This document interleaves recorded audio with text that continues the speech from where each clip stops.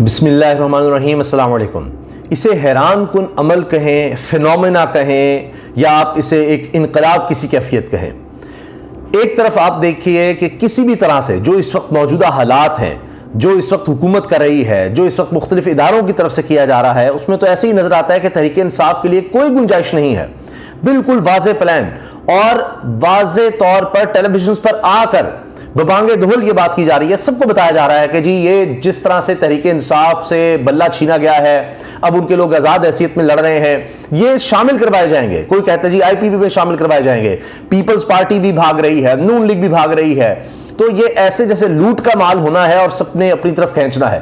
ظاہر ہے کہ دھونس دھمکی سب کچھ چلے گا، لاپتہ ہو سکتے ہیں لوگ، ان کی جائیدادیں تباہ ہو سکتی ہیں، کسی کے عزیز کو اٹھایا جا سکتا ہے کہ بھئی جب تک تم اب فلاں جماعت میں شامل نہیں ہوگے تب تک ہم اس کو نہیں چھوڑیں گے، یہی کچھ ہوگا۔ تو سب کو نظر آ رہا ہے کہ یہ کیا جائے گا، اسی لیے آپ دیکھیے کہ اب حلف لینے کا، قرآن پاک پر حلف لینے کا سلسلہ شروع ہو گیا۔ سلمان اکرم راجہ تک نے قرآن پاک پر حلف دیا ہے کہ جی ہم جیت کر اور اس کے بعد ہم تحریک انصاف کا ساتھ نہیں چھوڑیں گے، اگرچہ قانونی طور پر وہ کہتے ہیں ہم تو لکھ کر دے رہے ہیں، ٹکٹ بھی تحریک انصاف کا ہے، ہم نے بتایا ہماری وسطی تحریک انصاف سے ہے، خالی بلے کا نشان لینے سے کیا ہوگا۔ یعنی جو منشا ہے قانون کی، اخلاقیات کی، وہ تو یہ ہے کہ آپ ایک جماعت کے نام پر ووٹ لے رہے ہیں اور آگے جا کر آپ دھوکہ دیں۔ لوگوں نے تو اس کے لیے آپ کو ووٹ دیا نا کہ آپ اس جماعت کے ساتھ ہیں، آپ نون لیگ پیپلز پارٹی کے ساتھ ہیں، آپ IP کے ساتھ ہیں، تو جو اس کو سمجھے گا کہ یہ جماعت ہے، بہتر ہے منشور کے مطابق، یا میں اس جماعت کو ووٹ دے رہا ہوں، آگے جا کر وہ دھوکہ دے، فریب کرے، دغا دے، اس سے سوسائٹی میں صرف تباہی آتی ہے۔ ایک طرف تو یہ چیزیں ہو رہی ہیں، اس میں ایک بڑی بات یہ بھی ہے کہ جب ہوگا تب دیکھیں گے، لیکن یہ لوگوں کو مایوس کرنے کے لیے لوگ ووٹ ہی نہ دیں، یہ بھی ایک ٹیکٹک اصل اس کے پیچھے نظر آتا ہے۔ کیونکہ اگر یہ سب اتنا آسان ہوتا تو مجھے بتائیے کہ لوگ بڑی تعداد میں تحریک انصاف کے لیے کیوں بیٹھ رہے ہیں۔ یہ ایک عجیب بات ہے جو میں نے شروع میں عرض کیا نا کہ ایک انقلاب کسی کیفیت ہے، وہ یہ کہ یہ نہیں کہ 5000 10,000 ووٹ لینے والا بندہ بیٹھ رہا ہے تحریک انصاف کے حق میں، وہ بھی نہیں بیٹھتے ہوتے، کیونکہ انہوں نے اپنا حلقہ یا اپنا ووٹر ختم نہیں کروانا ہوتا کہ آج وہ بیٹھ گئے ہیں تو پھر دوبارہ اس کو ریکلیم کرنا بڑا مشکل ہو جاتا ہے۔ لیکن یہاں 60-70 ہزار ووٹ لینے والے لوگ تحریک انصاف کے حق میں بیٹھ رہے ہیں، اور اتنا بڑا آدمی، اتنا بڑا سیاستدان جس پر کوئی انگلی نہیں اٹھاتا۔ آپ دیکھیے جاوید ہاشمی صاحب، مخدوم جاوید ہاشمی، انہوں نے اعلان کر دیا ہے تحریک انصاف کے حق میں دستبردار ہونے کا۔ اب یہ دستبرداریاں اس طرح کی نہیں ہیں کہ جس طرح فواد چودھری نے کہہ دیا اپنے خاندان کو بچانے کے لیے، اپنے رشتہ داروں کو بچانے کے لیے، اپنی فیملی کو، اپنی بیوی بچوں کو، اپنے بھائیوں کو اذیت سے اور ظلم سے بچانے کے لیے میں بائیکاٹ کر رہا ہوں الیکشنز کا۔ یہ وہ چیز نہیں ہے کہ ظلم سے بچنے کے لیے، ان چیزوں سے بچنے کے لیے وہ جناب سپورٹ میں کر رہے ہیں۔ سینئر سیاستدان جاوید ہاشمی نے حلقہ N 149 سے دستبردار ہونے کا اعلان کیا ہے اور کہتے ہیں جی اینٹی اسٹیبلشمنٹ ہوتے ہوئے اپنا سیاسی وزن تحریک انصاف اور عمران خان کے پلڑے میں ڈالتا ہوں اور الیکشن سے دستبردار ہوتا ہوں۔ مخدوم جاوید ہاشمی یہ وہ آدمی ہے کہ جس پر مریم نواز صاحبہ بھی کچھ نہیں بول سکتی، چودھری نثار پر تو پھر بھی کچھ کہہ دیتی ہیں نا، جاوید ہاشمی کے بارے میں ایک لفظ نہیں بول سکتی، اتنی قربانیاں ہیں۔ جب میاں نواز شریف صاحب باہر بھاگ گئے تھے، پورا خاندان باہر بھاگ گیا تھا، تو یہ وہ شخص ہے جو جیلیں کاٹتا رہا، جو ٹارچر برداشت کرتا رہا، یہ وہ شخص ہے۔ اور آپ اندازہ لگائیے کہ وہ کس کے حق میں بیٹھ رہا ہے۔ اور یہی نہیں، انہوں نے کہا ہے کہ حلقے سے تحریک انصاف کے جو رہنما ہے میں اس کی کیمپین بھی کروں گا۔ انہوں نے یہاں تک کہہ دیا ہے کہ جناب یہاں سے جو تحریک انصاف کے رہنما ہیں میں تو اس کی کیمپین کرنے کو تیار ہوں۔ اب بات یہاں تک چلی گئی ہے، دستبردار ہونا لگ گیا، کیمپین کرنے کے لیے تیار ہوں۔ اب یہ حال ہو چکا ہے، جو لوگ عوامی سیاست کو سمجھتے ہیں وہ ان چیزوں کو بخوبی سمجھتے ہوئے تحریک انصاف کا ساتھ دینے لگ گئے ہیں۔ اور اب تو میں دیکھ رہا تھا حسن عسکری صاحب نے ٹویٹ کر دیا جی عمران خان از کمنگ۔ سینئر تجزیہ کار بھی ہیں، کتابیں لکھ چکے ہیں، نگران وزیر اعلیٰ رہے ہیں، تو انہوں نے کہہ دیا ہے۔ اب یہ کیا چکر ہے کہ ایک طرف بالکل حالات نہیں نظر آتے، دوسری طرف اگر عوام کا آپ موڈ دیکھیں تو ایسا ہے کہ 3/4 اکثریت بن رہی ہے تحریک انصاف کی۔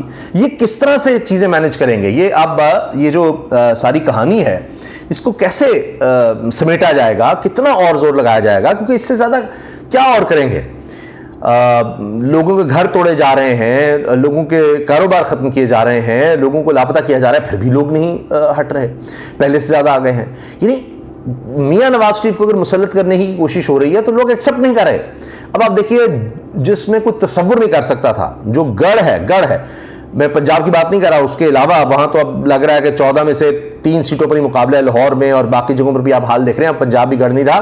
مانسہرہ کی بات ہوتی ہے کہ جی جس کے بارے میں خود مریم صاحبہ نے آج کہہ دیا کہ میاں نواز شریف نے کیپٹن ریٹائرڈ صفدر صاحب کو مختص کر دیا ہے, ان کو وقف کر دیا ہے مانسہرہ کے عوام کے لیے. وہاں پر انہوں نے جلسہ کیا, ہیلی کاپٹر پہ گئے, اچھا ٹھیک جلسہ تھا, مگر کیا نون لیگ کے اپنے سٹینڈرڈ کے مطابق یہ ایک بڑا جلسہ تھا؟ ماضی میں جو کرتے رہے ہیں اچھا جلسہ تھا, ہر جگہ سے لوگ لائے گئے تھے, وہ گاڑیاں بھی نظر آ رہی ہیں, لیکن رستے میں بچے کھڑے ہیں, تحریک انصاف کے جھنڈے پکڑ کر کھڑے ہیں, حتیٰ کہ اس جلسے میں لوگ نکل رہے ہیں اور اتنی بڑی تعداد میں تحریک انصاف کے وہاں پر لوگ کھڑے ہیں اور عمران خان زندہ باد کے نعرے لگا رہے ہیں اور سارا ٹبر چور ہے کے نعرے لگا رہے ہیں. وہاں جا کے جلسہ گاہ میں جا کے, اب چونکہ تحریک انصاف کے لوگوں کو تو نکلنے دیا نہیں جا رہا, وہ تو اکٹھے ہو نہیں سکتے, دفعہ 144 لگ جائے گی, ان کو اٹھا لیا جائے گا, گرفتار کر لیا جائے گا. تو انہوں نے یہ کام پکڑا ہے کہ جہاں نون لیگ کا جلسہ ہو وہاں پر چلے جاؤ, نون لیگ کو لگے گا کہ جناب ہمارے لوگ آ گئے ہیں, اور وہاں جا کر نعرے لگا دو عمران خان کے. یہی کام احسن اقبال کے ساتھ ہوا, اور احسن اقبال تو بالکل رونے والے ہو گئے کہ وہ ایک جگہ کارنر میٹنگ یا وہ اپنی طرف سے جلسے کر رہے تھے, اس میں کوئی اتنے زیادہ لوگ نہیں تھے, تو وہاں پر پیچھے نوجوان نعرے لگا رہے تھے عمران خان زندہ باد, عمران خان زندہ باد, عمران خان زندہ باد. تو ان کو تو یہ کہنا پڑ گیا, کیا کہتے ہیں, دیکھیے ہم یہاں اکٹھے ہوئے ہیں اور یہاں جو ہو رہا ہے اس سے ثابت ہو رہا ہے کہ عمران خان نے ایک نسل تباہ کر دی. ارے واہ, عمران خان نے نسل تباہ کر دی کیونکہ اس نے شعور دے دیا کہ اس ملک کو کس طرح لوٹا ہے. یہاں موروثیت ہے, یہاں پر آپ قانون اور آئین کی حکمرانی نہیں ہونے دیتے, یہاں پر لوٹے آپ نے اتنے چلائے, اخلاقیات تباہ کر دی, آپ نے اس معاشرے کو تباہ کر دیا. کیونکہ جو یہاں کی اشرافیہ ہے اس کا کیا ہے کہ جناب ووٹ آپ بتانا چاہ رہے ہیں کہ تحریک انصاف سے لے کر لوگوں کو ہم کہیں اور شامل کرا دیں گے, ان کا کیا دین ایمان رہ جائے گا, کیا ان کی امانت داری رہ جائے گی, کیا ان کے اندر کوئی ٹرسٹ رہ جائے گا؟ آپ تو اخلاقیات تباہ کر رہے ہیں. آپ صرف یہ بتا رہے ہیں کہ اگر کوئی شخص طاقت کے ساتھ ہے, پیسے کے ساتھ ہے, تو اس کو کوئی نہیں پوچھ سکتا. صرف یہاں دولت ہے, یہاں طاقت ہے, وہی اصل محور ہے.